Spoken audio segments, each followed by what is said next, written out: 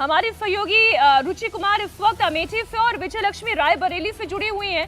हम इन दोनों सीटों की रिपोर्ट जरा विजय लक्ष्मी और रुचि से ले लेते हैं। रुचि, सबसे पहले आप ये बताएं, अमेठी का रण इस बार भी बड़ा दिलचस्प है। राहुल गांधी ना सही लेकिन पार्टी के विश्वसनीय केएल शर्मा चुनावी मैदान में है, क्या रिपोर्ट है वहां से?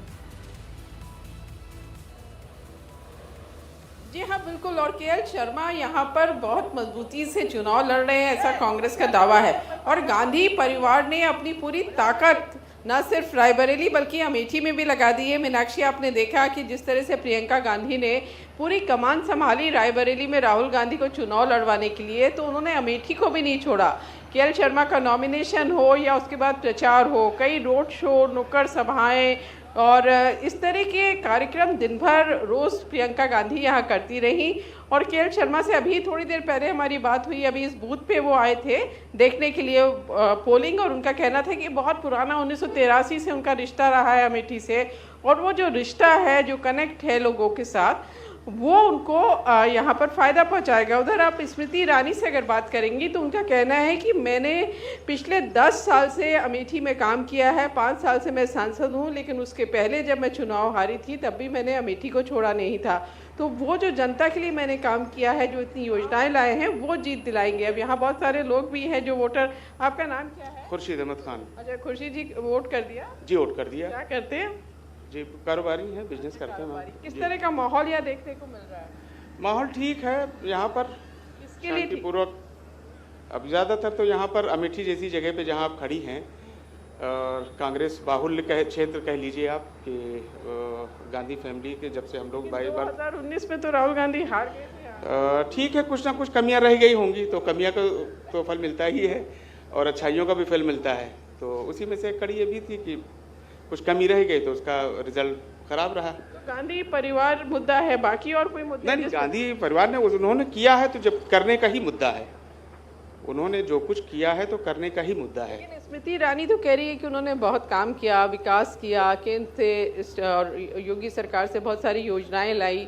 उनका ये कहना है कि गांधी फैमिली ने अमेठी के लिए कुछ नहीं किया। करने के लिए सभी आते हैं अब, लेकिन जो अब ये तो मैदान में है, जो किया होगा अच्छा किया होगा, बुरा किया रुचि लोकतंत्र की कि ये मैदान जो है जनता के लिए भी है, वो जनता तय करती है कि बाजी कौन मार ले जाएगा। हमारे साथ विजय लक्ष्मी भी रायबरेली से जुड़ी हुई हैं। एकमात्र सीट, चूंकि विजय लक्ष्मी आज हम चर्चा कर रहे हैं कि भारतीय जनता पार्टी के पास स्कोप कहाँ है, एनडीए के पास स्कोप कहाँ है कि उत्तर प्रदेश में अपनी एक सीट और बढ़ा ले, तो क्या रायबरेली में वो संभव है?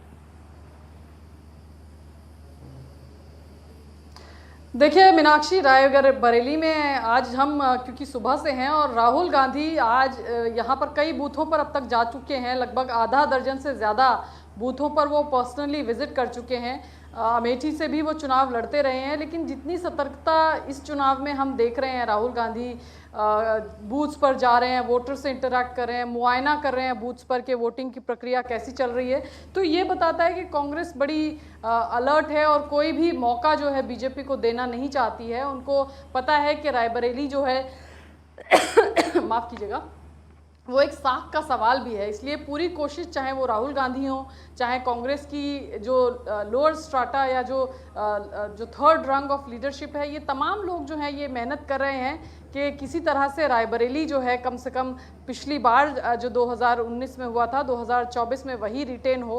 हालांकि कांग्रेस दावा करती है कि इंडिया गठबंधन और कांग्रेस मिलकर अपनी सीटों की टैली बढ़ाएगा, बहरहाल जनता तय करेगी। लेकिन हम पूरे गोपाल करके एक रायबरेली का इलाका है, सुबह मीनाक्षी ज़रूर यहाँ पर भीड़ थी, लेकिन अभी जैसे जैसे धूप है दिन में तो इक्का दुक्का वोटर ही जो है वो पोलिंग बूथ पर पहुँच रहे हैं। यहाँ पर हमें जो अधिकारी हैं वो बता रहे हैं कि 4 बजे के बाद आपकी बातों से जो एक सेंस मैं समझ पा रही हूं कि हम जो बीजेपी अपनी स्ट्राइक रेट बढ़ाने की बात कर रही है, इस फेज के इलेक्शन में जिन 14 सीटों की बात कर रहे हैं हम, वो 13 रिटेन कर जाए वो अलग बात, लेकिन एक रायबरेली को हासिल करना ये बीजेपी के लिए थोड़ा टेढ़ी खीर हो सकता है।